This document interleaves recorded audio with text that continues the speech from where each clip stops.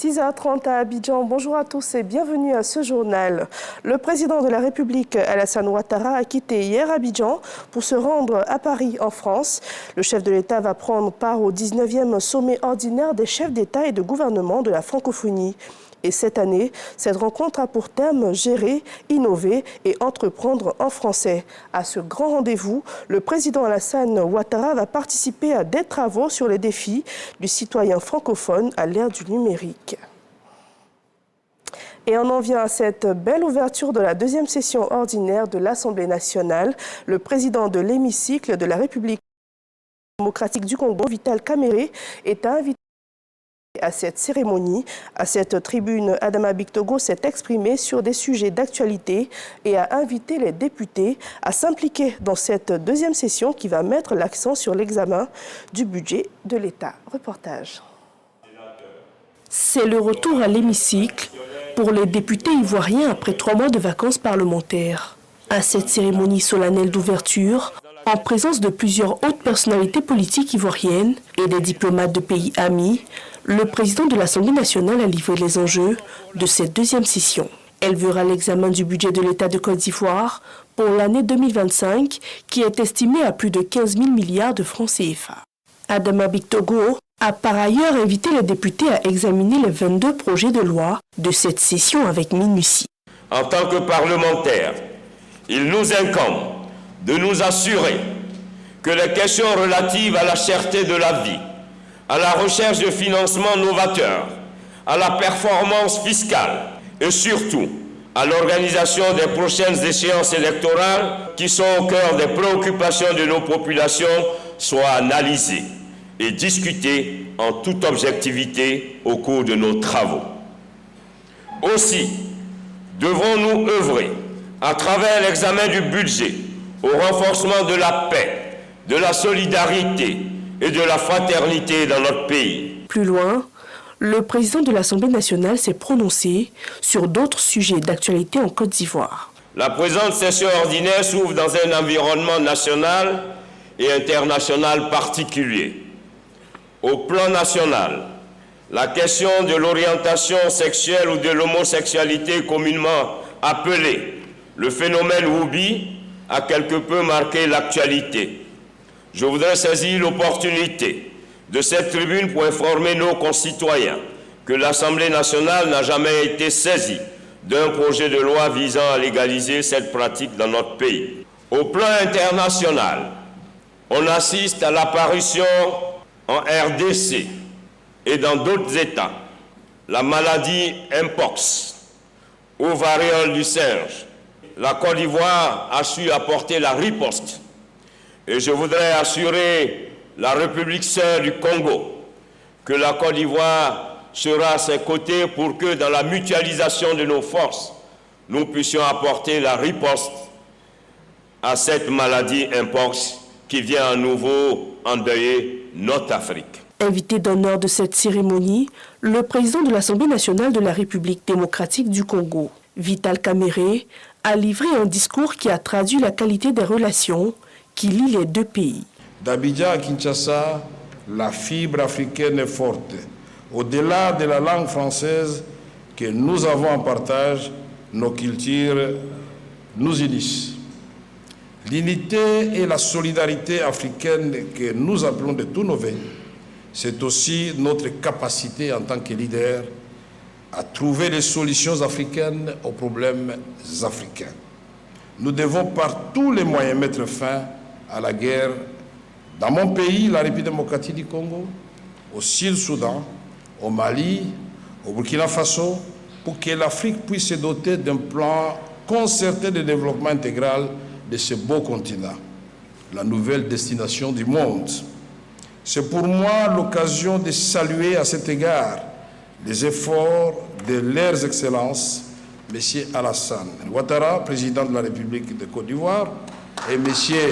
Félix-Antoine Tshisekedi Tshilombo, président de la République démocratique du Congo, en faveur de la paix et de l'unité africaine. C'est ici pour moi l'occasion de souligner l'importance de renforcer nos liens économiques au niveau bilatéral, mais aussi de stimuler les mécanismes multilatéraux propices à une coopération et des échanges plus accrus à l'échelle de tous les continents. Ouverte ce mardi 1er octobre 2024, la deuxième session ordinaire de l'Assemblée nationale prendra fin le dernier jour ouvrable du mois de décembre, conformément à la Constitution. Et à présent, un communiqué du procureur de la République près le tribunal de première instance d'Abidjan.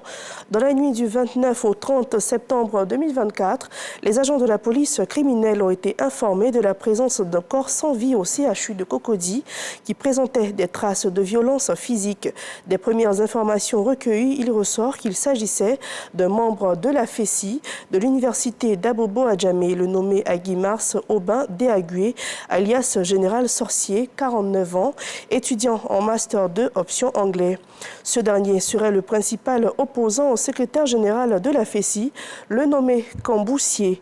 Au cours de l'enquête ouverte suite à ces faits, le nommé Sidibé Abdoul Karim, se disant agent de renseignement et qui serait proche de Camboussier, a été interpellé par la gendarmerie et mis à la disposition de la section recherche d'Abidjan.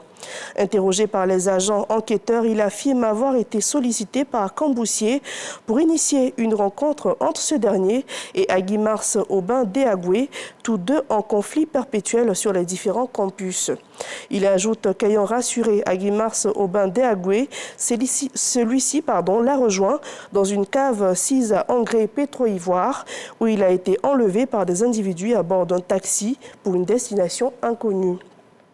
Le procureur de la République tient à rassurer les populations, les parents d'élèves et d'étudiants, ainsi que les étudiants que toute la lumière sera faite sur ces faits d'une particulière gravité et que les auteurs et complices de cet homicide seront recherchés, interpellés et déférés à son parquet. À présent, un autre communiqué, une déclaration du gouvernement. Dans la nuit du dimanche 29 au lundi 30 septembre 2024, l'étudiant Déagué, membre de la section FESI de la cité universitaire d'Abobo 1, a trouvé la mort après avoir été enlevé puis molesté par des individus identifiés par la suite comme étant membres de cette organisation syndicale estudiantine. En cette douloureuse circonstance, le gouvernement présente ses condoléances les plus attristées à la famille biologique du défunt ainsi qu'à la grande famille de l'enseignement supérieur et de la recherche scientifique. Le gouvernement condamne avec vigueur cet acte de barbarie d'un autre âge qui met à mal le climat de paix et de sérénité qui prévaut dans l'enseignement supérieur depuis plusieurs années. En attendant les conclusions de l'enquête ouverte par la police nationale, le gouvernement décide à titre conservatoire d'interdire toutes les activités des associations syndicales estudiantines sur l'ensemble du territoire national. Et on parle d'économie dans ce journal. Le cadre macroéconomique ivoirien a été présenté à une délégation venue du Fonds monétaire international. Il en ressort le maintien du dynamisme économique avec un taux de croissance de 6,1 en 2024. L'information a été donnée lors de la 3e revue du programme financier et économique lancé ici à Abidjan. Léon Pou. Au menu de cette 3e revue des programmes économiques de la Côte d'Ivoire, 2 outils d'aide du FMI, la facilité de résilience et de développement durable, les mécanismes élargis de crédit d'un montant global de 4 milliards 800 millions de dollars américains. Le premier pour aider à relever les défis du changement climatique, le second pour faire de la Côte d'Ivoire un pays à revenu intermédiaire de la tranche supérieure et préserver la stabilité macroéconomique. Ici, le FMI satisfait de la croissance économique attendue de 6,8% sur la période 2025-2029. Ce qui permettra à la Côte d'Ivoire une nouvelle augmentation significative des revenus par habitant et des niveaux de vie.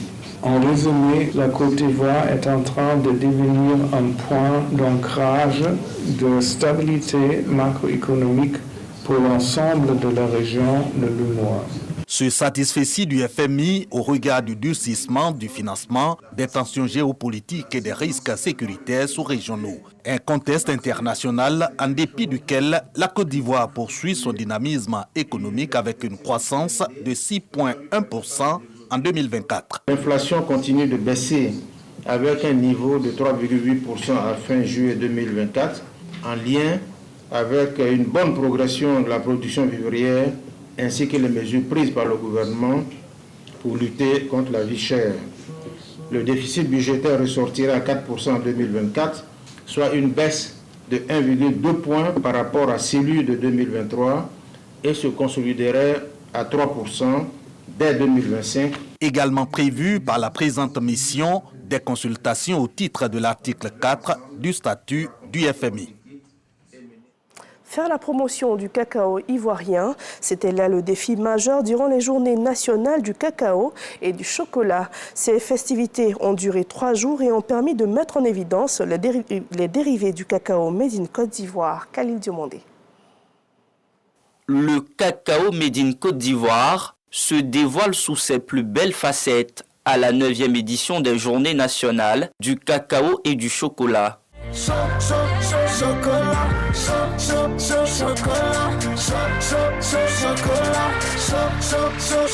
Au parc des expositions d'Abidjan, les visiteurs sont venus en grand nombre pour admirer le savoir-faire des producteurs et transformateurs, des noisettes et des fondus au chocolat rose, noir et au lait, mis en premier plan pour faire saliver les amoureux du cacao.